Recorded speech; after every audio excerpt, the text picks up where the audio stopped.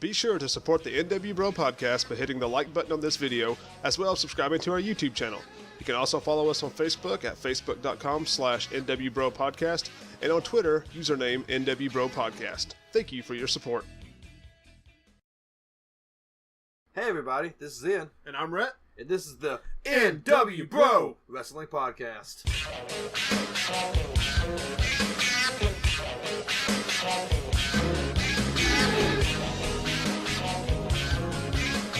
Yes, thank you for joining us here on the n.w.bro Wrestling Podcast on April 27th, 2017. How you doing today, Ian? Been better. Great. Yeah. Well, I'm doing good too. Thanks for asking. So, on this episode, what we plan on doing is covering Raw and Smackdown Live. Good old Smackdown. We're going to cover Raw and Smackdown Live like we usually do, and also at the end of the show, we're going to give our predictions on the upcoming pay-per-view Payback coming on this Sunday, which is a Raw exclusive pay-per-view with the exception of the two Smackdown Live stars that's going to be on there. So, whatever. Whatever. So, normally I would plug... Well, this is part of the podcast where most people will probably plug their social media and whatnot, but we've got a new intro that plays before this video on YouTube, so you probably saw that already, as well as giving you all that information during the video on YouTube. If you're listening to this via MP3, sorry, we're on Facebook, we're on Twitter, just look for n.w.bro podcast, all one word. So, without any further hesitation, we'll go ahead and get started with our review of Monday Night Raw, which saw the show kick off with Chris Jericho coming to the ring for a segment of the highlight reel, his much acclaimed wrestling segment that he does, where he has really good guests. It usually goes down pretty smooth, a nice little talk show they have, a nice little civil thing. Yeah, never any bumps in that road. You know, it's always just a clean show. Yeah, clean, good show, family fun, good family fun of him one-on-one with a superstar. So he comes down, talks about his match coming up with Kevin Owens this Sunday, how he's going to win the SmackDown U.S. title, and then go to SmackDown Live as a result, even though we feel like we all know that's probably not going to happen. Well, predictions. We'll save it. Okay, I'm just calling as I see it, though. I think everybody knows. Yeah, we're going to call it during the predictions. Okay, we'll wait till predictions. We'll talk about how he's not going to win the U.S. title at Payback. Yeah, I mean, we all know that, but we got to wait till the predictions to say it. Okay, you're right. Spoilers. Sorry, spoiler alert. Chris Jericho is not going to win the U.S. title this Sunday. Yes. Spoiler. Sorry. Spoiler alert. Big spoiler alert. So, yes, he's talking about how he's going to win the U.S. title. And since it's probably the last Talk is Jericho, that's his podcast. Since it's probably the last highlight reel on Raw, that he needs to have a huge guest, which is himself. He's his own guest. He gets interrupted by The Miz, who comes out and says that nobody wants to see the highlight reel. They want an episode of Miz TV, so they start clearing out the ring to bring in all the props and whatnot from Miz TV. And he starts to get started with that when Dean Ambrose comes out, interrupts him, and says nobody gives a shit about Miz TV. They want the Ambrose Asylum. So they start cleaning out the ring again and setting up all the props for the Ambrose Asylum. During this, he's having a talk with Jericho about how, there's been a little bit of mixed feelings between the two of them over the last year or two. And then Jericho brings up the point, you still owe me $15,000 for tearing up my light-up jacket. Ambrose says he doesn't have $15,000 because it's been a bad week at the gambling table, but he's got something just as good. Gives Jericho a present. Jericho opens it up, and it's literally just like a thrift store jacket with Christmas lights attached to it. Yeah. I mean, I would rock it. Well, I mean, Jericho seemed like he was pretty excited about it. Yeah. He actually said it was a sharp jacket, and he was pretty pumped. What if he comes out at Payback wearing that jacket? I hope he does. Oh, for God's sakes, please wear that jacket, Chris. Chris, if you're listening to this podcast, and we all know you are, wear that jacket during Payback. It'll be big. It'll go over big. We'll soak it in. And it's cheap enough that they could sell merch. Yeah. They could sell merch jackets. Yeah. Just go down to the thrift store, pick up some nice suit jackets. A couple Christmas lights. Throw some Christmas lights on it, and bam. You got your Jericho. There you go. You are Chris Jericho. Soak it in, man. So, gives them a jacket. Basically, kind of just running their mouths, talking about how Miz sucks, which leads to Ambrose giving Miz the dirty deeds. And then Jericho puts Maurice on the list of Jericho because she married a stupid idiot. So that was neat. So that was that opening segment. That then leads us into a singles match between Sheamus and Matt Hardy. This is the follow-up match from last week. Yeah, which we figured would happen. Yeah, with Cesaro and Jeff Hardy last week. So this week we get Sheamus and Matt Hardy. And Matt goes over clean, which actually kind of surprised me because we talked about last week how we thought Sheamus might actually win that, kind of go 1-for-1. Sheamus might win that match. Yeah, but also I did mention that I thought that maybe that the Hardys win clean there and that the Sheamus and spoilers for predictions, but that they might actually beat them. But yeah, well, we're on the same page on that because I feel like since Matt and Jeff have picked up 2 clean wins in singles competition against this tag team, that's not looking good for their future at Payback this Sunday. Yeah, agreed. Which we can talk more about that when we get into the predictions. But yeah, Matt picks up the win over Sheamus. A little bit of literally this whole match scenario was flipped from last week. Because last week when Jeff picked up the win against Cesaro, it was Sheamus and Matt Hardy who kind of had a little tension built between them. And Cesaro had to kind of calm him down, and they ended it with a handshake. This week, because of just a little bit of distraction from Jeff Hardy's part during this match, Cesaro had a problem with Matt, and Sheamus had to calm him down this time around, and again it ended in a handshake. So still good to see that. I like the direction they're taking this feud, but yeah, like it doesn't the way the last 2 weeks have went, it doesn't seem like it's a good foreshadowing for Matt and Jeff's title match this Sunday. Yeah. So, but I mean, it was a pretty good match all around. Jeff and Matt have been putting on some really good shows, either singles competition or tag team, since they've been back. So, and something else we can discuss when we get into predictions, but them losing might help lead into more of a broken gimmick. That's what I said last week, man. I know, but there seems like there's been a little bit more come out about it since last week. Yeah. So it seems like they're getting a little bit closer to it. Yeah. Yeah. Have you noticed on Facebook that Matt is conflicted? Matt Hardy, not Facebook, Twitter. How he changed it? He changed it from broken. God. No, he posted this a couple days ago. How he said the voices are starting to. He said something to. I'm kind of paraphrasing, but he said the voices are starting to come back to him, and it's delightful. And his name is Conflicted Matt Hardy now. So I wonder. God damn, he's fucking psycho. He's lost his fucking mind. I love him. It's great. God. But I wonder if that's like a tease, kind of something coming up. Maybe they're closer to it than what we actually realize. Maybe they're not close at all. Maybe Matt's just being broken Matt on I think Twitter. He breaks at the end of Payback, but whatever. Yeah. So that then leads us to a backstage segment with Kurt Angle. He's on the phone talking to somebody about how coming up later that night, Kalisto has asked for a dumpster match, the first dumpster match on Monday Night Raw against Braun Strowman. And Kurt Angle's talking to somebody on the phone about how he's going to double check with Kalisto and make sure this is exactly what he wants to do. When Miz walks up and pretty much hangs up the call on him, and it just kind of gives him voices his displeasure with what happened on that first segment of the night. So, this leads to Kurt Angle setting up a tag team match. Tells Miz to find a partner to put him in a tag team match against Ambrose and Jericho later on in the night. So after that, we have a cruiserweight tag team match actually, between Neville and TJ Perkins and Jack Gallagher and Austin Aries. Yeah. Pretty good little match. Yeah, decent match. Well, it was a cruiserweight match. Yeah. I mean, it's just, I've not been shy about talking about how I feel about the cruiserweight matches on Monday Night Raw. And this really didn't lead into anything. This didn't help progress any stories, nothing like that. I don't understand why. Okay, the cruiserweights being a part of Raw, that's fine. I don't mind that so much. But kind of give them the WCW treatment, because WCW, fuck me, had cruiserweights on their show who, would battle each other for their cruiserweight title, but every once in a while, you would see cruiserweights get paired up against bigger guys. Yeah. For example, Jericho had a feud with Goldberg at one point, and Jericho was a forerunner for that cruiserweight division back on WCW. And occasionally they'd win other titles like the television title and whatnot. So I wish Raw would do that with their cruiserweights instead of just keeping it single. Purple ropes, purple. You think the WWE needs a TV title? I'm not saying that necessarily, but I mean it wouldn't be too bad to see a cruiserweight come up and go for like the Intercontinental Championship or something every once in a while. You know, kind of, you know, let's see like a T.J. Perkins against. I almost said like Sami Zayn, but Sami Zayn's on SmackDown now. But you see where I'm coming from. Yeah. T.J. Perkins versus n.W.bro. Something, just mix it up every once in a while. Give us something kind of fresh.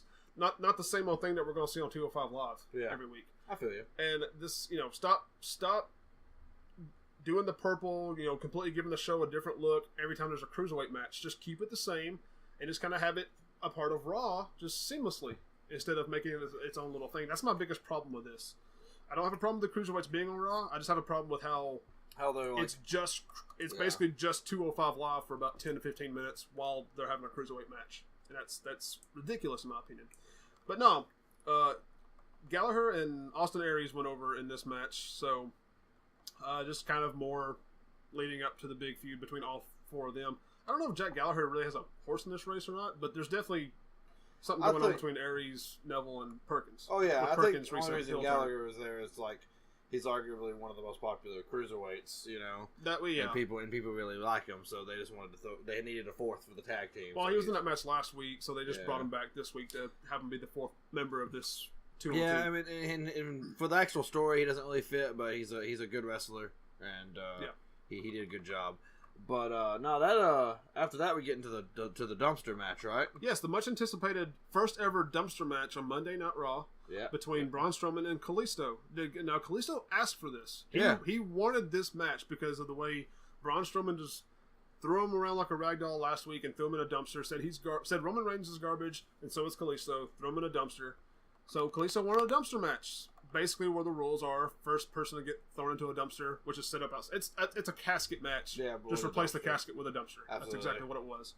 I was a bit shocked to see Kalisto go over in this. Now this is I'm sorry, I didn't mean to interrupt you, but I was going to say like this is the only. Granted, this is the only way you're ever going to see Kalisto beat Braun Strowman is in some kind of gimmick match like this. Yeah. That being said, I still going into it wasn't expecting Kalisto to win. I think this was good. I think this was good booking all around because Kalisto came out with a new theme and a new outfit and everything, so kind of a slight rebranding, new look. Yeah, slight rebranding for him. And so I mean, with all this new stuff coming, they needed to do something to kind of book him decently well. And I think him beating Strowman for this match was a really good strong booking, regardless of how it actually ended. Because he beat him, but then he got totally just gutter fucked. But yeah, what he's referring to obviously is after the match, Braun in a fit of fury put Kalisto in the dumpster, rolled him up to the top of the ramp, and then just threw him off the stage. Yeah, so Kalisto's probably dead. Which, to be fair, I think was supposed to be a much nicer look than what it was, but it just kind of went off the ramp and it was just like poof, and I was like, all right. Kalisto's dead, everybody. Do you think Kalisto was still? Hear me out before answering. But did you think Kalisto was still in the dumpster? Like, do you think it was just like a really padded dumpster that Kalisto was still in, or do you think he somehow like went under escaped under the stage or something? I wouldn't be surprised if he like went under the ring or something. He might have went. I actually didn't consider him going under the ring. They might have had a trap door at the bottom of the dumpster that he just scurried under the ring before Braun pushed him up. Didn't consider that, but I just wonder because what I was looking for was maybe like a trap door on the stage that he might have went underneath before Braun pushed him. I didn't see anything like that, which I mean, of course, we're not meant to see anything like that, but sometimes you can kind of see like a little bit of a like a hint. You know, like for example, when Sin Cara used to use the trampoline to jump into the ring. Every once in a while, you could always tell there was something he was jumping off of. No, that was a pure vertical leap. If that was a pure vertical leap, why the fuck is he not doing that in his matches? Because he doesn't even need a turnbuckle. He can just jump straight up and do whatever move he needs to from that point on. Yeah, he doesn't want to show off too much. He hasn't shown off at all. Yeah, you're right. That was the highlight of his career was jumping into the ring, pretty much. Of course, you did have the Sin Cara versus the Black Sin Cara feud that was just epic. Yeah. Epically stupid. It was really bad. Yeah, it was bad. A really bad feud. So yeah, Kalisto wins, but gets totally fucked up after this match is over with by Braun Strowman. But good for Kalisto picking up. I mean, as it got on the record book, Kalisto has a win over Braun Strowman. He has that W. Yep. He did what he said he was going to do. So after that, we get a highlight video for Roman Reigns. Woohoo! Great. Get another promo from Bray Wyatt. It's literally the same shit we've seen for like 3 weeks now. Just a Titantron creepy-ass promo. Bray Wyatt's going to take him to his house of horror. Which, go ahead and say this, from what I understand, it's more or less confirmed that their match at Payback is not for the title. Yeah. Which, I'll just say it. Why are they doing this then?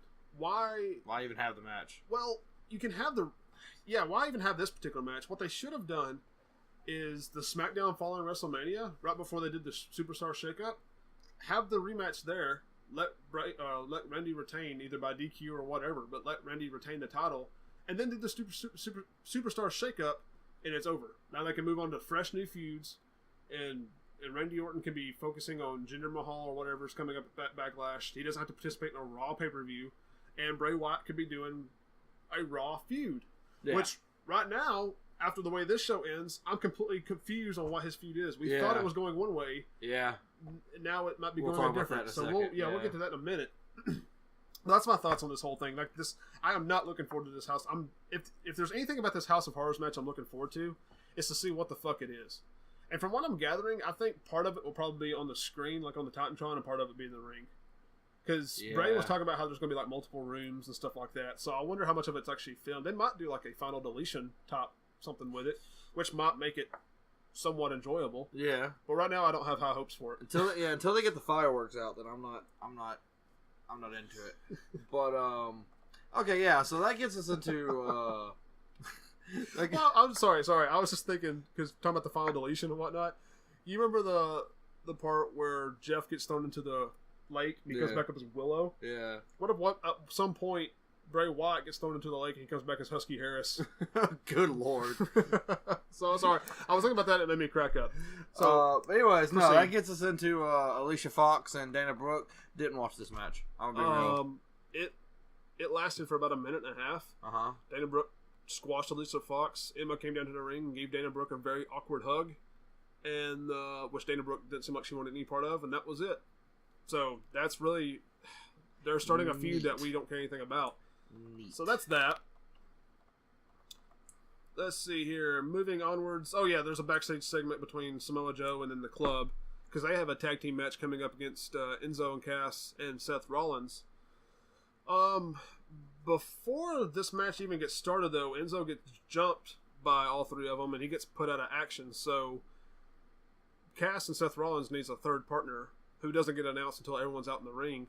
Turns out it's Finn Balor, so you have Finn Balor, Rollins, and Big Cass versus the Club and Samoa Joe. Very interesting matchup, in my opinion, because this is the first time, at least to my knowledge, that we've got to see Finn Balor fight his former Bullet Club members between Gallows and Anderson. Yeah, that was really neat. And also kind of jumping back just a little bit, Gallows and Anderson giving Samoa Joe the too sweet in the backstage segment was interesting too. Oh yeah, I forgot about that. What did you like that? Did you like Samoa Joe doing the too sweet with I'm Gallows? Cool with it. Fuck it. Like too sweet, baby. People see a new Bullet Club formation, faction. It's gonna be the Samoan Club.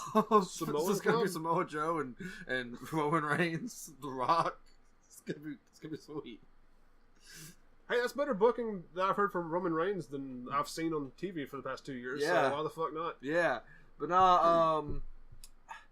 Biggest issue with this whole thing is it being Enzo that gets put out again. Like obviously the weak link of this whole situation. I'm telling you, man. Like I think we talked about it last week, but the only way I think Big Cass and Enzo survive is if they break up for a while and Enzo gets a good like singles thing going for a while, and then they get back together. I think that's like the only way you fix it. Like I feel that, and I agree that would be a good direction to go. But honestly, like Enzo and Cass are still pretty hot. Like they still get a pretty good pop from the crowd when they come out. It's not as big as what it used to be. But I'm just saying, if they come out like here on an episode of Raw in the next couple of weeks, I mean, obviously this isn't going to happen. But I'm just saying, like, if they came out on an episode of Raw in the next couple of weeks and won a #1 contendership and let Enzo get the pin for once, I feel like that's enough to propel them back into where they need to be. But no, it's just Enzo eating one ass beating after another. Yeah, pretty much. Well, hell, he didn't even get to the canvas this week.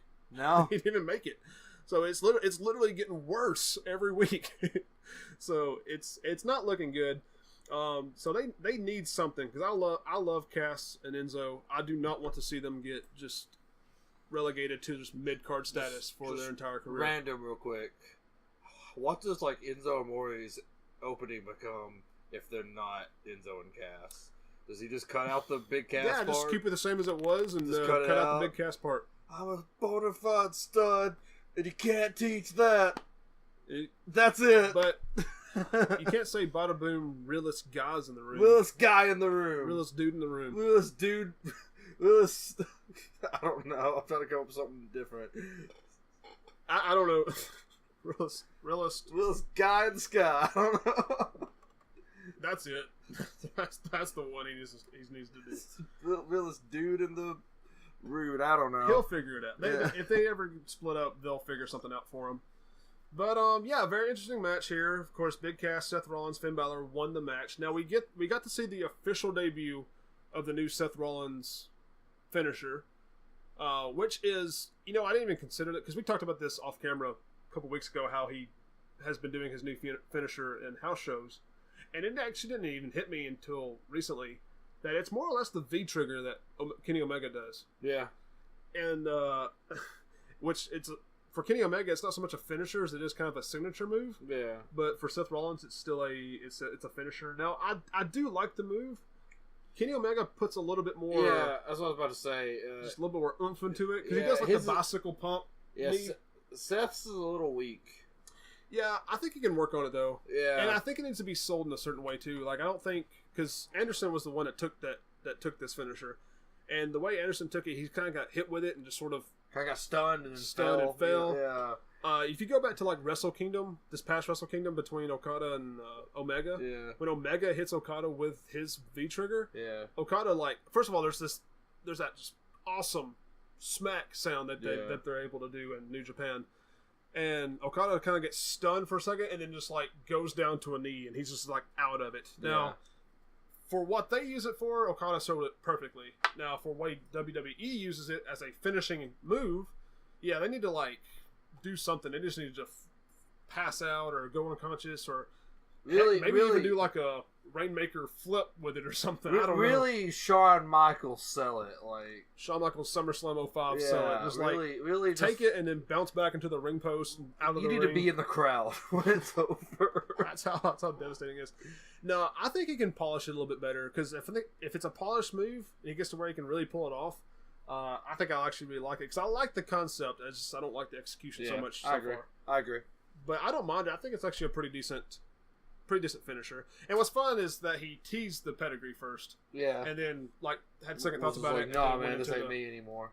What do you think he's gonna call that new finisher? Because they didn't have a name for it. The Rollins trigger. Wow. No. Now the popular opinion so far is that they'll call it the Kingslayer, which I could buy that. Yeah. Why not? That sounds like as good a thing as any. He didn't use that on Triple H. No, but I mean, by and large, he is the Kingslayer since he beat Triple H at WrestleMania. Random, but I know they're both face now, so you can't do this. But doing the whole Kingslayer thing would have been a great time for him to renew the feud with Finn Balor, so you can have Kingslayer versus the Demon King. But that's not going to happen anytime soon. I don't really mind the direction they went with it though. It's cool to see Finn Balor and Seth Rollins on the same team. Yeah. And honestly, at first when Seth came back from injury and turned face, I wasn't feeling it too much. But here lately, I'm really behind Seth Rollins as a face. Yeah, I actually think I enjoy watching him now more so than I did when he was heel. Yeah, I'm down for it. Because when he was heel, he was kind of like cowardly heel. He had the J&J security. He always had, Triple H was bailing him out of trouble. Very little he was doing on his own. Yeah. But now he's actually just out there kicking at, and that's what they used to fuel his face turn, was that he hated that he became that guy. So I like Finn Balor's face now. I just hope they don't ruin it. With WWE booking, you can never be too sure nowadays. True. But no, I do like seeing him and Balor on the same page. That first Raw when they tag team together, there was a little bit of tension right there after they won the match, and then they just both said, "We're on the same team right now. Yeah. So why do this to each other?" So yeah, I dig it. And also, if he did name the move the Kingslayer, I mean, that new shirt he's got, which is like probably one of the hottest shirts. Well, it is one of the hottest shirts. I own it. Yeah, Ian's got a got a copy of it. I have a copy of it. I think he printed that shit. Yeah, you got a bootleg of the shirt. But yeah, you got one yourself. And it would give you a reason for that shirt to stay relevant for a little while longer, other than it just being kind of a one and done for WrestleMania. Yeah. So yeah, moving on, we get into a really long drawn out segment. Oh, this is between Bliss and Bayley and Sasha. Yeah, and this wasn't necessarily a very good segment either. Bliss is really good on the microphone, except for the disses that she was doing towards Bayley, like when she asked if she ever kissed a boy. That's like grade school. Yeah, but I think that's kind of the gimmick, though. I think that's kind of Alexa's thing. Is she's supposed to be kind of an immature kind of, I don't know. I don't really that doesn't bother me all that much. Yeah. Okay. Well, to each their own. It bothered me just a little bit, but I understand that it didn't really affect you as much as it affected me. But no, I think Alexa Bliss is a good talker. Bayley still needs a little lover, but she still needs a little work on her promo skills. The way you said that sounds like you said Bayley still needs a good lover. Yeah, Bayley needs a good lover. No, but I love Bayley to death. But she does need to work on her promo skills just a little bit more, because she's still kind of coming off a little bland. Yeah. She's not really, she doesn't really have enough pop in it, I guess, as like say Alexa Bliss did. Because Alexa Bliss sounded confident. She was, regardless if you agree with her cheesy writing or what, she still sounded confident while doing it. But Bayley still sounds kind of nervous, sort of. I feel you. And then, of course, again, Sasha Banks, for like the umpteenth time in a row, comes out to bail out Bayley out of the least bit of trouble, which leads into she actually calls her out on that, though. Mm-hmm. Bliss does, and Bayley's just like, "Fuck yeah, we're friends." Like, get over it. Like, it's not. I'm so confused whether Sasha's going to turn heel. Like every day, every Monday, I'm just like, here it is. Well, I mean, even here it is. Even after this segment, it's still not clear as day whether she's going to stay face or go heel, because it still seems like she might be stringing Bayley along to an extent. So I don't know what they're going to do with her, but right now it looks like she's going to stay face for a little while.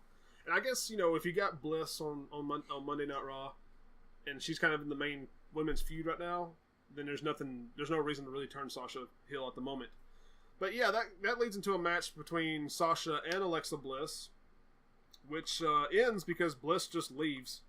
So Sasha Banks wins by countout, because Bliss just says, "I'm not doing this," and just walks out of the crowd and goes up the ramp, which she gets attacked because Bayley was on commentary during this match. So right before she goes backstage, Bayley actually attacks Alexa Bliss. Alexa escapes, runs off backstage. Bayley turns her back like an amateur, talking to the crowd like, "Oh, I guess she doesn't want any," which Bliss comes back out and attacks Bayley. Yeah. When Sasha starts making her way up the ramp, that's when Bliss finally runs off for good. So, we then get to another backstage segment. That's Jericho and Ambrose talking to each other, and yeah, this was pretty decent. Yeah, I got a pretty good chuckle out of this because pretty much it boils down to Ambrose just asking to get taken off the list. And Jericho's just like, "You don't just get taken off the list." And he's like, "But I got you this new shirt, or this new jacket," and just he says they're talking about it, and Jericho's like, "You know what? All right." And he takes his name off, and then Ambrose's like, "Yeah," and he just starts like slapping him on the back. He's all socked up. He's like super happy about it. He's like, "Yeah, we're gonna be a team." He keeps slapping on the back, and Jericho's clearly getting annoyed by this. Each time you see Jericho, just get more and more annoyed with being slapped on the shoulder. And then Ambrose walks off, and as he walks off, you just see Jericho just with a smug look, just put his name back on the list. Quietly just put him right back on there. And Jericho talked about the jacket a little bit more too, because like you said, Ambrose is like, "But come on, you gotta take me off the list. I got you that cool jacket." And Jericho's like, "Yeah, I mean, it's a pretty sharp jacket." It's like, dude, it's like a $15 jacket at the most. But yeah, this was a pretty funny segment. So I like this. So yeah, Ambrose is still on the list. So he's not off the list. He was off of it for a few seconds, though. Let's see here. A little bit of a backstage segment with... so this whole time, Miz is trying to find a tag team partner. Yeah. So he finds Heath Slater and Curtis Axel, who are promoting their roles in the Miz, or in the Marine 5. And Miz approaches them and says, "Since you guys are my co-stars, I can count on you guys. You guys should tag with me tonight." And they're like, "Nah, why would we do that?" So Maurice butts in and starts telling them how they'll never work in this town again. Maurice and Miz are the main stars of the Marine 5, and they're nothing. They're like, you'll never work in this town again. Like, Kansas City? Hollywood, you idiots. I don't blame them for asking that. I mean, they're nowhere close to Hollywood, so why, well, you know, but what Miz and Maurice said was redundant. Yeah. But, so Maurice is like, laying into him. Rhino tries to calm her down. He's like, you know what you need? You need a cheese and cracker. Because I guess it's his thing now. He's just eating cheese and crackers every time you see him. Yeah. Which she turns down and starts yelling at him. He's like, oh, you're not getting a cheese and cracker. And just goes back over to his seat. So I thought does she actually slap him out of her hand? I think she does actually. I think she slaps one out of his hand.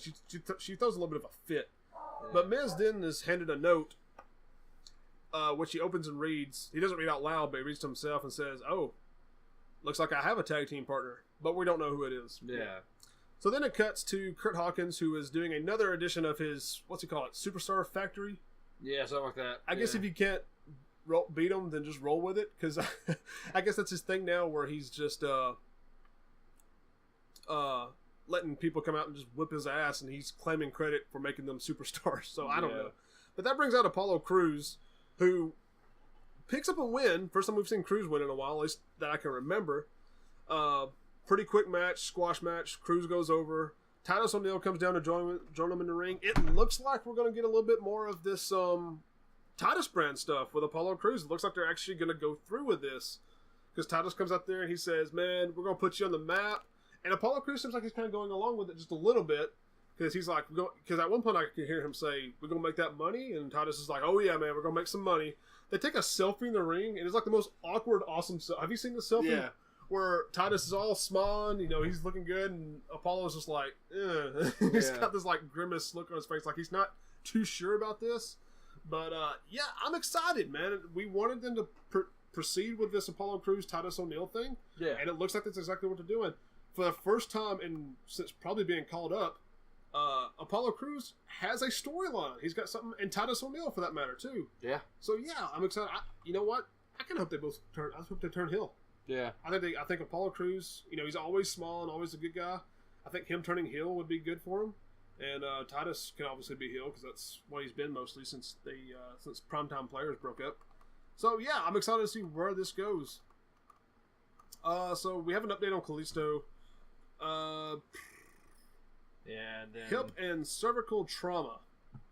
So yeah, he's messed up. We probably won't see him at Payback. No, I doubt it. I highly doubt it. Yeah, we did move on to Roman talking about his brother, who we talked about last week, passed away. Yeah. He's, you know, basically what you would expect from him. Says he's physically and emotionally just kind of beat up, you know, right now. But he kind of plays it into a storyline a little bit, because he says he's never experienced a beatdown like the one Braun Strowman gave him. So it's just kind of like hearing from Roman after his brother passed away and while he's out with quote unquote injury, before we go into Payback Sunday. Yeah. So after that, let's see. The main event after that. Well, we got a couple more backstage. Actually, another Drifter sighting. Oh yeah. Because Kurt Angle is talking to Austin Aries about the main event from 205 Live, about getting a main event on 205 Live. Aries gives Angle a banana and walks off. Then Angle sees Miz and Maurice, and he approaches them and asks, "Hey, you know, you guys have a match coming up next. Have you found a partner yet?" And then you hear the guitar start strumming, and out from the back roams Elias Sampson with his guitar, just walks through the camera in the background playing his guitar, and both Angle and Miz and Maurice are looking at him, and Angle looks back at the Miz and goes, "Interesting choice." And Miz is like, "Not him. Who is that? I don't even know who that is." He's like, "But I got me a partner. He's got a flair for the dramatics, and, you know, it's going to be good." So, I'll be real. When he said flair, I was thinking. I was just like, what? Who could it be? Because it's obviously not going to be Charlotte. And I guess it could be Rick, but why the fuck? Why would Rick's just like, I like the way I like the cut of your jib. Yeah. So I decided to come back and put my old leathery body. Not only. My old leather body against Jericho. I don't know, man. If I was Miz and like I get a note that says Ric Flair wants to be my tag team partner, I'd probably politely say no thank you. Like if this was 1995, maybe. Hell yeah, but well, I don't know, 95 was a terrible year in wrestling. But if this was like older or younger Rick, then sure, yeah, I'll take him up on that. But if this is today's Ric Flair, 70-year-old I think I'd be better off having Maurice as my tag team partner, honestly. But so then we do have the main event where we have Ambrose and Jericho both come out respectively, and Jericho's rocking his new jacket. Oh, okay. So I guess I missed this them coming out thing. I didn't realize Jericho was wearing the new I'm pretty jacket. sure. I mean, I could be wrong, but I'm pretty sure he does. But I don't remember. Let's see here. I think he does.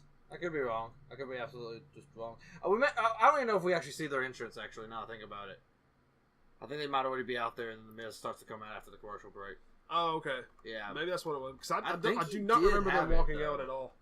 But, anyway, so then we have Miz come out and he says his tag partner is a Flair for the dramatic, so... oh, that's when he said that. Okay, yeah, I got that backwards. And he says that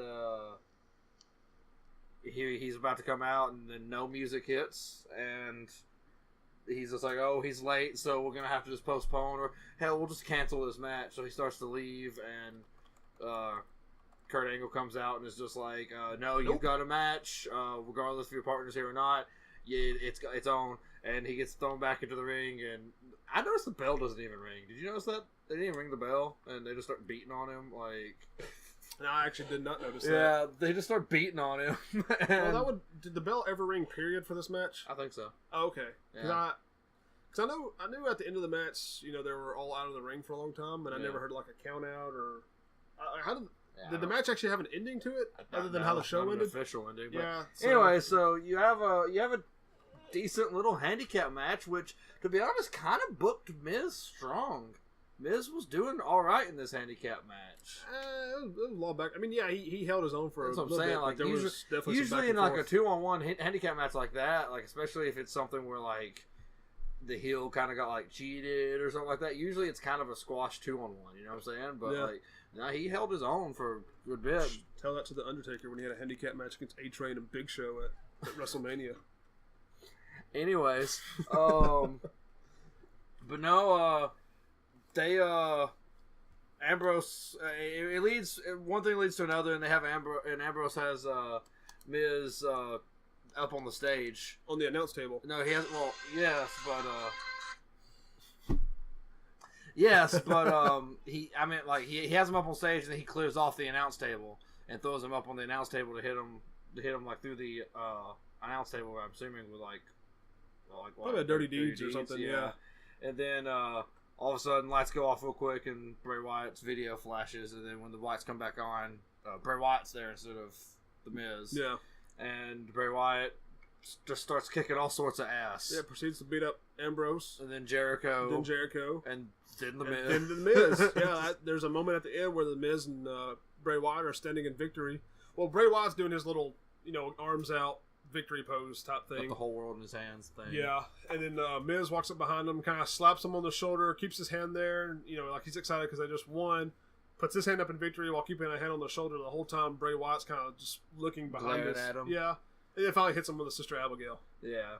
That's how Raw ends. Real quick, how'd you feel about the Sister Abigail into the screen that he did to Ambrose? Because he puts him in the Abigail and then he throws him back into the screen. Well, it's the same thing. It's the same way he used to execute the Sister Abigail into an RKO. Instead of slamming him, he just basically threw him back into an RKO. So, I don't know. I never really liked that so much. I mean, it was interesting to kind of see him combine those two finishers, but literally the Sister Abigail does nothing. Yeah, it literally is just like a propulsion at that point. Yeah, you might as well just Irish whip them into the screen or something at that, if you're gonna do that. But so, anyways, that does bring us to the fact that at the end of this week's episode of Raw, Bray Wyatt is standing dominant over the Miz, Dean Ambrose, and Chris Jericho. And, what in the fuck are they doing with Bray Wyatt? I don't think they know what they're doing with Bray Wyatt because we thought Finn Balor. Yeah, I mean, he basically all but challenged Finn Balor after he's done with Orton. And that's kind of the reason we've seen. I thought that was the reason we've seen Finn Balor in the matches we've seen him in the past couple weeks, is because he doesn't have anything to do right now. And as soon as this thing with Orton's over, we'll be seeing Bray and Finn get right into it. But I Are they doing like my only thing I can think of is they might be end up trying to do try to give a really huge push to Bray, like a really really big like Raw push. Well, yeah, and the way they let him pick up a couple of wins before he and the way they do that is by almost giving him like a Hall of Pain style story, like let him just kind of kick everyone's ass for a minute. Yeah, and then give him the title. I'll be honest, man. It almost feels like they've decided to forego the whole Finn and Bray Wyatt feud, because I don't know what to do with Bray Wyatt. I feel like he had no reason to be Miz's tag team partner in this feud. None. And it honestly feels like Raw has nothing for Finn Bálor to do, because like you mentioned, he's been in some just random matches the past couple of weeks. Literally, then I was like, do we have a match where we need somebody? Just get Finn. Like, yeah. And then, like, Finn doesn't even have anything to do at Payback. He's part of the Miz's... Yeah. They're doing a Miz TV thing during the kickoff segment, and Finn is Miz's guest. And, like, why? What interaction has Miz and Finn Bálor had since Miz came up to main roster? Yeah, well, to be fair, sure, if they are going to be trying to push a Finn Bálor, Bray Wyatt thing, if that is still the route, with Bray betraying him this week... betraying him. Maybe that could have some lead in, but that's really grasping for straws, I think. So, if they just started off doing this with Bray Wyatt, I would have been more okay with it, because, you know, he lost the title to Orton at WrestleMania, which now, since the title's not on the line at Payback, he could win that match. Yeah, I feel like he does, actually. So that would help too, but, you know, Payback aside, it seemed like he was going from one losing feud straight into another, because if he gets into a feud with Finn Balor's probably going to win that feud. Yeah, I feel like he has to. Yeah, and it just makes Bray Wyatt look weak. He just went from being WWE champion, Eater of Worlds, to just losing again like he was prior. So, you know, they started off doing this and kind of give him this feud with like Ambrose and Miz, and let him go over to pick up like a big strong win before going to a feud with Finn Bálor.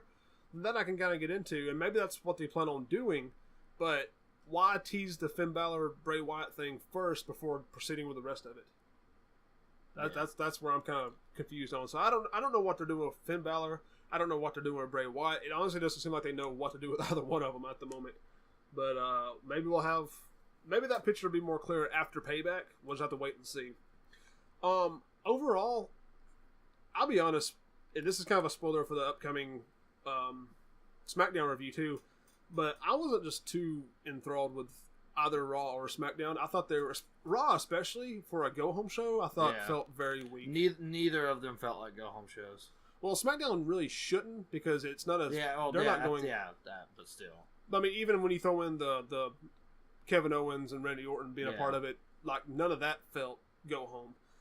But Raw, especially, with it being a go-home show, this was their chance to kind of really build Payback and get people pumped for it, and it didn't do that for me. Honestly, watching Raw this week, I forgot that Payback was this Sunday. Right. Like, when it was over with, I thought, okay, it was a decent show, but once I remembered, no, this was the go-home show for Payback, I'm like, this was not a good show then. This was this felt like any other week on Raw.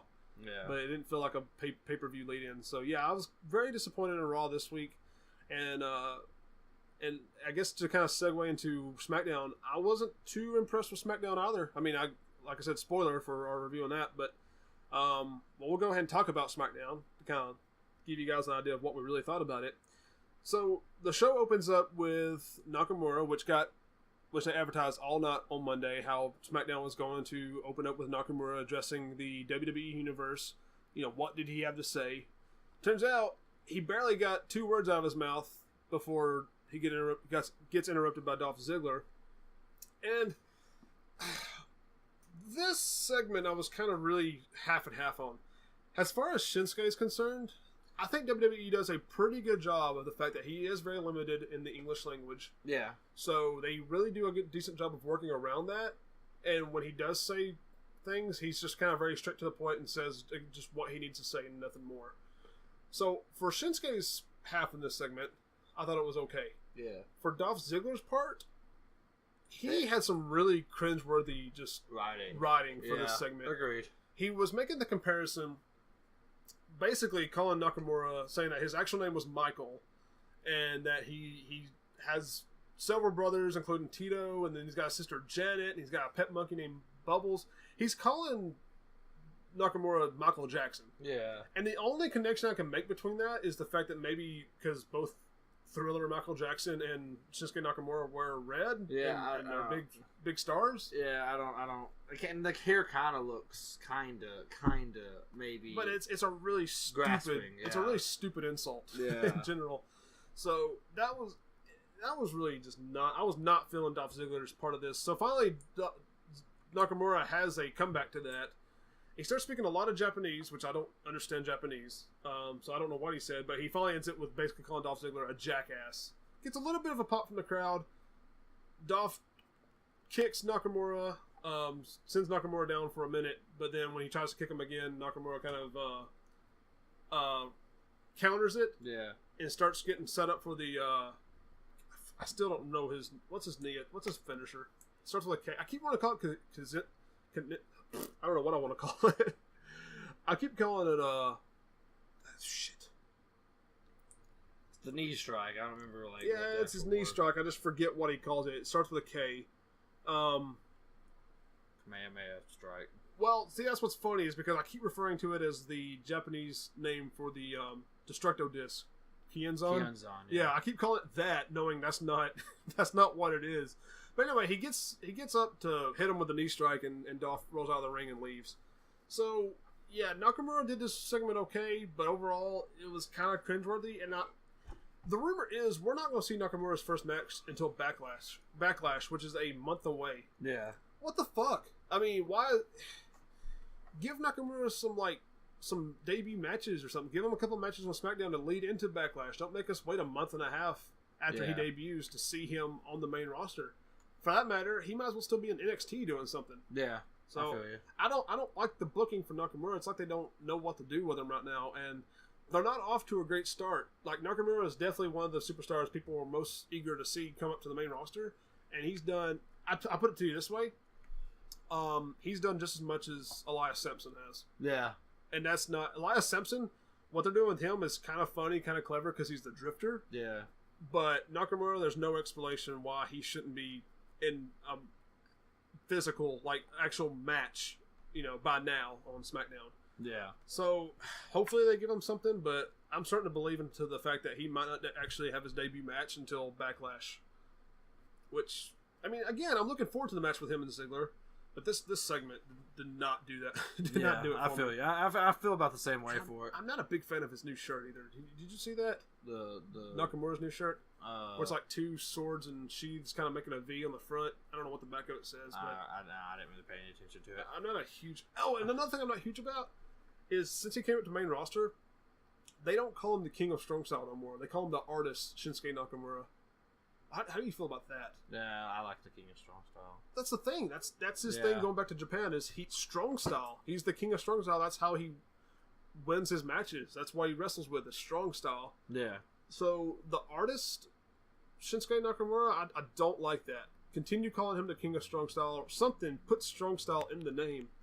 The Strong Style even artist. Like the Artist of Strong Style or something like that would be better. Just don't drop Strong Style altogether. You sold shirts with that on it already.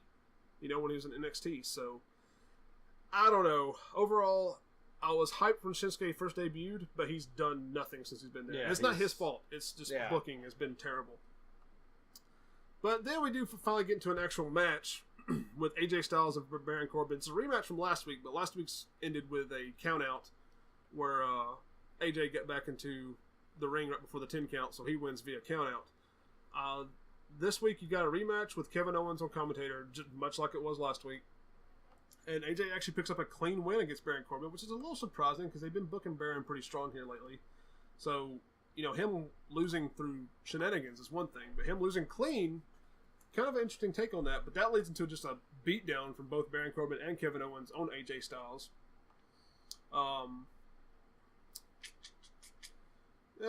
So...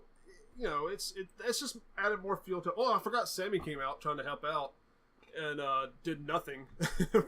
He hit Owens with a haluva kick, but that's about it. After that's all said and done, Sammy gets hit, gets knocked out of the way, and then Owens finishes Styles off with a with a pop-up powerbomb. So, Owens and Baron Corbin standing tall after that whole debacle. Yeah. So, we then get into them announcing that they're going to have a Beat the Clock challenge tonight on this episode of Smackdown for the #1 contender for the tag team championship. mm-hmm. And the first match is the American Alpha versus the Colognes. Yeah. Formerly known as the Shining Stars. And, this was interesting because last week it was the same match, but the Colognes basically squashed American Alpha for a win. This week, American Alpha actually picks up the win in 5 minutes and 17 seconds. So, I will give SmackDown this. You never know what to expect from SmackDown. Raw, you can kind of telegraph a little bit and kind of predict a little bit on. Yeah. SmackDown, you can't do it as much with because, like I said, American Alpha got squashed by the Colognes last week. But this week, American Alpha picks up a good victory against them within 5 minutes and 17 seconds to set the time for the Beat the Clock challenge to determine the #1 contenders. So that was very interesting. Just like last week, no one saw Jinder Mahal becoming #1 contender. Yeah. And you can actually say the same thing for tonight, which we'll get into momentarily. But yeah, I mean, SmackDown is full of surprises. Absolutely. And I do like that about it. It definitely has that edge over Monday Night Raw, alongside with it being 2 hours and Monday Night Raw being 3. But no, this was a good match. It was a good match between the two of them. Yeah. And American Alpha, like we said, went over in 5 minutes and 17 seconds. So that is the time to beat.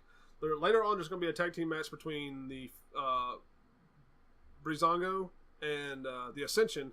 So if either one of those tag teams can pick up a win in under that time, they'll be the #1 contenders. If not, American Alpha will go on at Backlash to compete against the Usos for the tag team championships. Yep. Following that, you have a statement for Rusev, who got brought over to SmackDown during the Superstar Shakeup, but he's out with an injury. So we finally hear from him. It's like an iPod video. It's not, it's just like a video message to him. And he basically says he doesn't like anything about SmackDown. He doesn't like Daniel Bryan. He doesn't like Shane McMahon. And the only way he'll come over to SmackDown Live and wrestle is if he's guaranteed a title shot at Money in the Bank. At Money in the Bank. Well, I guess that's his timetable for when he's going to return. That's just a random, like not knowing that, it's just be like, I want Money in the Bank. You know what I'm saying? Like, it's just kind of random. But it's a decent way to put him into a decent storyline as soon as he comes back. Yeah. Him making demands like this. And he didn't specify which. He just said a championship match. So it could either be WWE Championship or U.S. title. Yeah. Me personally, I kind of want to see it be for the WWE Championship because we've seen him run with the U.S. title. He did a good run with the U.S. title. Yeah, he had a really good run with the U.S. But it's time to see him get pushed up to that next level because I mean the man works hard enough and he's a good enough wrestler. He can do it. I mean he doesn't have to win it, but at least compete for it. Yeah. And if I was him, I would make the argument like Jinder Mahal gets a world title match before I do. Yeah. So, we'll see. But either way, it's a good way to plant the seed for something more to come for Rusev. Speaking of which, Lana seems like she's going to do her own thing. Yeah. Because they tease her as like a stripper or something coming over to SmackDown. So I'm down. Yeah, well, whatever.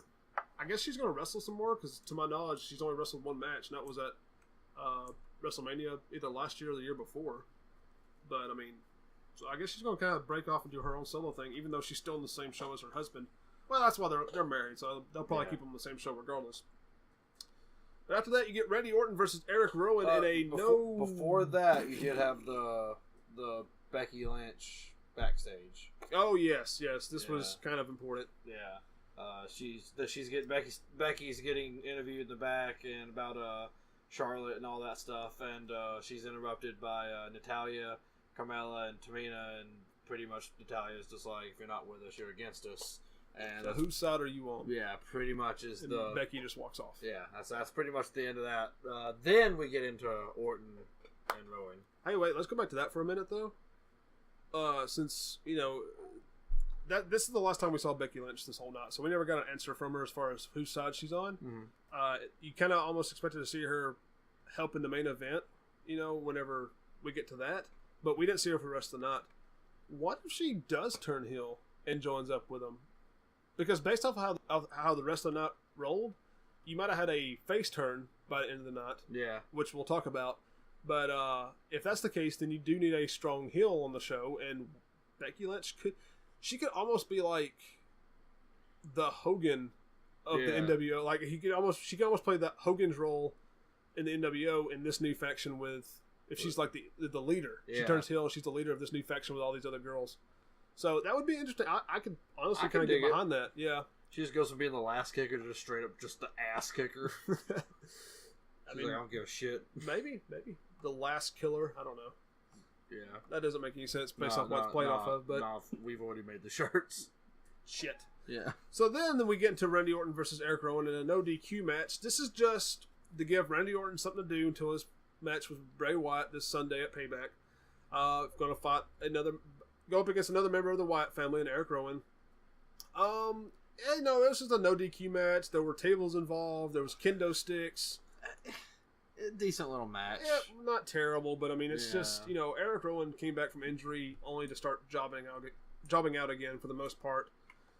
So he is easily the least successful of the Wyatt family. I want to make a quick little observation.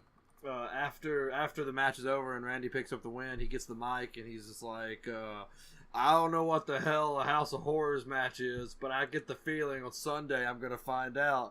And I'm like, well, yeah. No shit. You're in it. It's like... How many times does he have to tell us that he doesn't know what a House of Horrors match is? Because that's at least the third time he has said that sentence since he got issued the challenge. I'm just like, Randy, duh.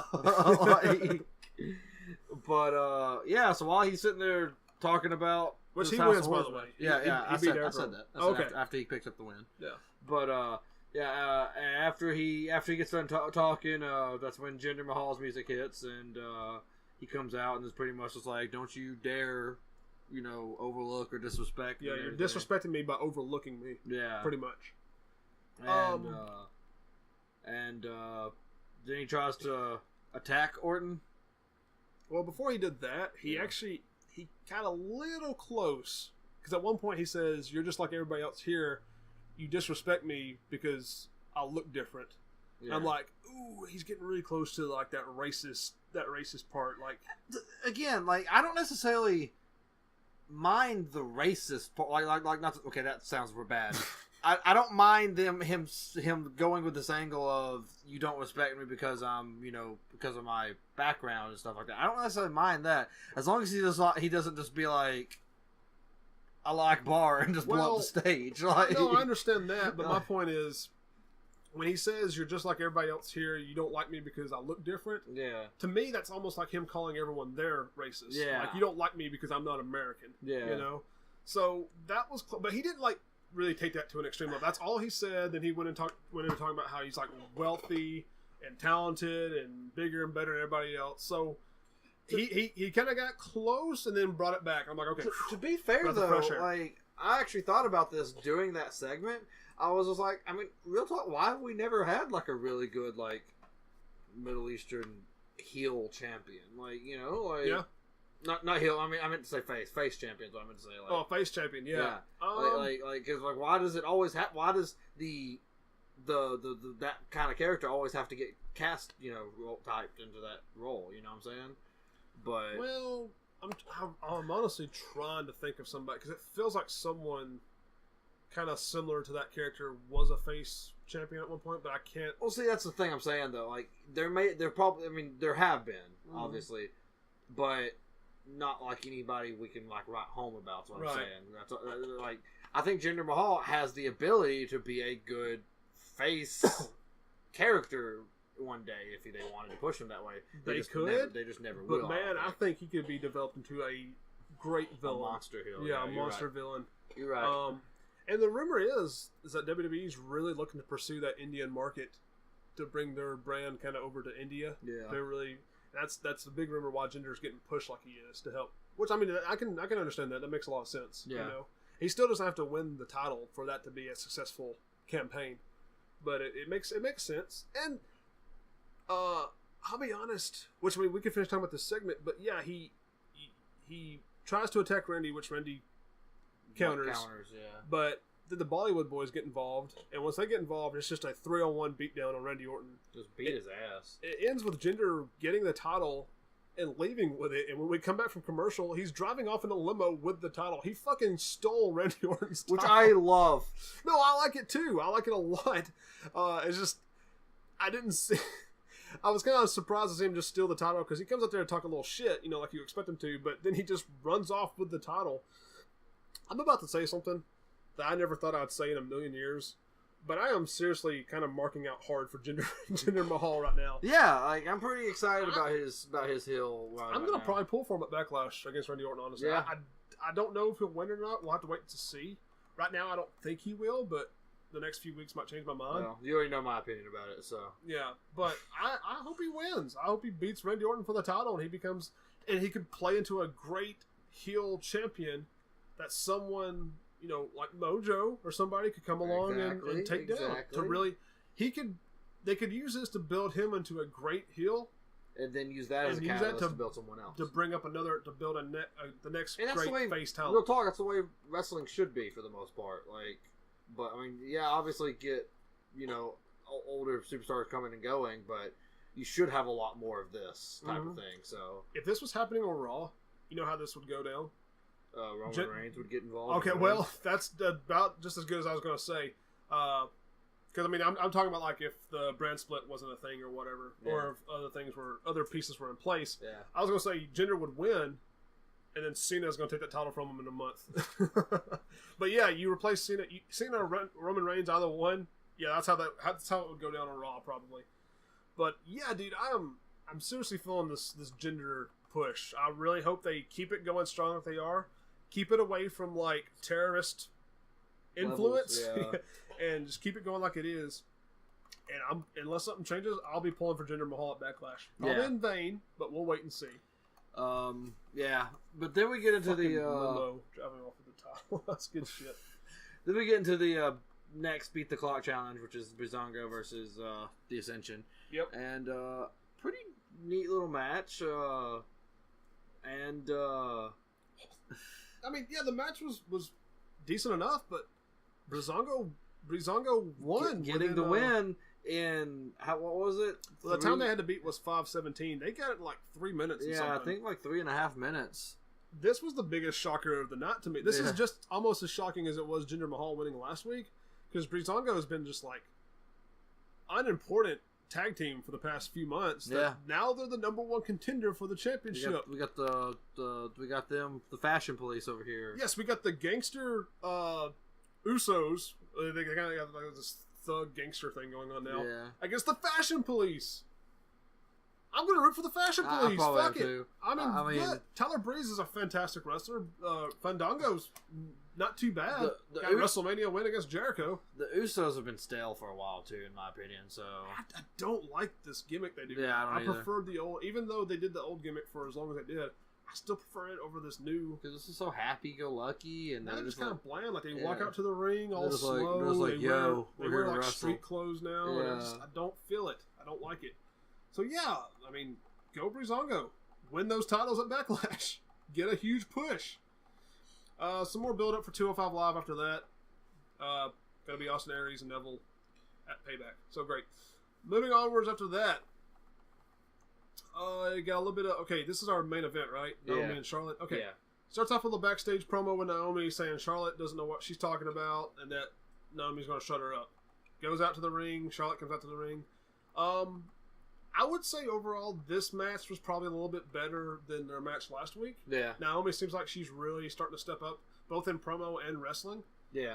And I agree. She can learn a lot from Charlotte. Ultimately, and this is a championship match because Charlotte was the #1 contender after she beat Naomi last week. So this was a championship match between Charlotte and Naomi. It ultimately ends in a no contest because Tamina, Natalya, and Carmella all came out to interfere. Basically just beating the shit out of both of them. I know we've got it written down here listed as a no contest, but I thought Charlotte technically won because she got attacked first. Okay, technically yes, she gets the DQ, but there's no change of title. So there's no change of title. So basically, it might as well be a no contest because nothing changed. But on paper, I know they don't actually even remotely care about records, but on paper, this is a win for Charlotte, but yeah. Now, this is what we were talking about earlier when we said that there was probably a face turn, because now it looks like, I mean, possibly Charlotte, this might lead to Charlotte turning face and actually teaming with Naomi against this new faction between these three women superstars. Yeah. And now we will wait to see which side Becky Lynch is on. Yeah. And, I mean, you could easily say she'll join up with Charlotte and Naomi. And make it 3-on-3. But if that was the case, shouldn't she have interfered with this to help them out? She was nowhere to be seen. I really think, man, we'll wait and see, but I think Becky might be turning heel. And we'll have this this heel faction of these four women superstars against Charlotte, Naomi. Who else is on Smack? Well, Nikki Bella, but she's taking time off right now. And I can't remember. Whatever. I don't remember who all. I honestly can't remember who else is. Wait, are there any other girls on SmackDown besides them 5? I'm having or 6 rather. I'm having a blank, but I'm drawing a blank. Yeah. Well, regardless, it would be interesting. I say do it. I say pull that trigger, turn Lynch heel, make her the leader of this new faction, and it's just like an outnumbered struggle against Naomi and Charlotte for them to hold their ground. So that concludes our SmackDown Live. Like I said, I wasn't too impressed with either show, but I would give the nod to SmackDown, because if SmackDown has anything going for it, it's the fact that it is only 2 hours long, and even if it's a bad show, it doesn't drag on as much as a bad Monday Night Raw episode would. Yeah. So, by the way, I wasn't too impressed with either one of them, but SmackDown was not a go-home show, so it has a little bit, and it's 2 hours long, so it has a little bit more of a defense than what Raw did for it being kind of a bad show this week. Mm-hmm. I agree. So, that concludes Raw and SmackDown. That leads us into our predictions for Payback this Sunday. Before we get into this, we aren't through it this month. Still want to do the thing where we both make our predictions and the loser has to, do something. You know what? Let's go ahead and do that, just so we can, even if we don't put any stakes on it this time around, we can at least see who still wins. Keep score, yeah. Yeah. Okay. So let me open up a notepad here so I can kind of keep up with my predictions. You can keep up with your own. Yeah. Yeah. Okay. So, first match of the night. The pre-show match. Yeah, the pre-show match is Enzo and Cass versus Gallows and Anderson. Yeah. Yeah. I'm gonna go Gallows and Anderson. I am too. Yeah. Yeah. Enzo and Cass haven't shown me anything. It's too weak right now. Yeah. Yeah. All right, so we're agreed on that one. Okay. Next match, Kevin Owens versus Chris Jericho for the U.S. title. Winner stays on SmackDown as the U.S. title. Kevin Owens, big time. Yeah. I mean, that's it would be a huge surprise if Jericho wins that, given that he's about to take some time off. Yeah. But that brings us into the next match for the Raw Tag Team Championships with the Hardys versus Cesaro and Sheamus. As much as I don't want to, I'm going with Cesaro and Sheamus. That's kind of my gut feeling, but just to kind of finally have one different from you, I also feel like the Hardys are a good choice. I'm going to go Hardys on this one. Okay, yeah. Cool. I'll go Hardys. Yeah, I just feel like we said, with the fact that Matt and Jeff have both won the last 2 weeks, I think Cesaro and Sheamus might pick him up this week, and that might help, depending on how close WWE is to picking up the broken gimmick, might help lead into that. So that's why I'm going with Cesaro and Sheamus, mostly. Yeah, I'm changing mine. I'm Cesaro and Sheamus. I don't blame you. When you said that, I was like, I know that's not the one you want to pick. Yeah, I just kind of want to make it different, because I have a feeling like we're going to have the same choices for most of these matches. Yeah, looking at this card, I think we're kind of all in agreement. But let's just keep going here. Then we get to Orton Wyatt in the House of Horrors match, not for the title, apparently. Because it's not for the title, Bray Wyatt. Yeah, I agree. Yeah. Then we get into Neville, Austin Aries. This one isn't as cut and dry, in my opinion. But what do you got? For Aries and Neville? Yeah. I've actually got Austin Aries winning. I mean, honestly, I don't know because of the feud they got going on. But I could see Aries winning it, and that just brings Neville and Perkins closer together as a heel tag team to take down Austin Aries and whatever's going on. So I'm going to say, and since he lost at WrestleMania, Neville got the big WrestleMania moment, I'm going to say Austin Aries. I'll give you this. I'm going to say Austin Aries as well, but I'm going to call that there's not a title change. Like, oh, you're gonna say like DQ? Yeah. Okay. Yeah. But either way, we both got Austin Aries. I'm gonna go with Austin Aries for the win, but not necessarily the title. That brings us into Roman Reigns versus Braun Strowman. I'm going Braun. You're going Braun? You're going to legit go Braun? Here's what I think. Here's my thoughts on this. Because Roman Reigns is coming back to fight Braun Strowman hurt. He's still injured. Yeah. So this is a good way to put Braun over while not making Roman look weak, because he's going to come into it with basically a handicap already, and then you can have a rematch later once Reigns is healed up and ready to go, and then he can take down Braun Strowman. I feel you, and I'm almost on the same wavelength as you, but literally one of Roman's nicknames is Superman. Like, that's kind of like one of the things they try to push, is that he's like a Superman, and maybe Braun's his kryptonite. Maybe, and obviously not, but because scoreboard, but I feel stupid going against Roman Reigns, so I'm going to go Roman Reigns. Okay, well that's where we officially. Well, no. That's where we officially split, because you changed your tag team answer. Yeah, so I'm going to go Roman Reigns because I would feel stupid going against him with WWE writing. Well, then you got Seth Rollins versus Samoa Joe. I think Joe needs it. I'm going to go Joe. I'm going Joe too. It's Joe's first pay-per-view. Yeah. So that's why I think he's going. Joe needs it. Yeah. And then that brings us into Bayley and Alexa Bliss for the Women's Championship, and I'm going to go Alexa Bliss. Okay, I got Bayley. I think Bayley will retain. I think Alexa Bliss will win that title somewhere down the line. Yeah, but that one's a hard one. I think it's a little too soon. Yeah, that one's a hard one. And it is in Bayley's hometown. Now, granted, that is true. Now, granted, if you look back at WWE's championship matches in the champion's hometown, it doesn't always bode well. Most of the time, more often than not, it doesn't bode well for them. They usually lose. Now, a notable exception is Naomi did just pick up the championship at WrestleMania in her hometown of Orlando. Yeah. But I'm going to go with Bayley this time around. I think if there's a rematch, Alexa Bliss will pick that up then. I still think there could be some tomfoolery involved. I know we've been barking up the street for a long time, but I can see Sasha getting involved at some point in this match, and that affecting the outcome as well. But I mean, that's a possibility too. Either way, though, I got Bayley winning it. Yeah, so I'm gonna stay with Alexa. She may win without the title, but I'm calling. Hey, that's not what we're predicting. We're just predicting who the actual. I know. I'm saying though. I'm saying that's still my guess is her winning. Yeah. It may be without the title, but I'm still guessing. So we got two matches where we completely differ on. Yeah. So those matches will make or break this. Yeah.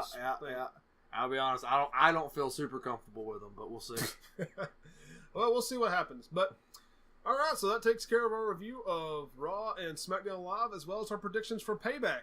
So on next week's episode, we will have our thoughts on Payback, as well as the post-Payback episodes of Raw and SmackDown. Yep. Not really. I think that's about all there is to say today. There's not really any kind of wrestling news or nothing I can think of. So yeah, just be sure to keep up with us on Facebook and Twitter. Username n.W.bro podcast on both of them.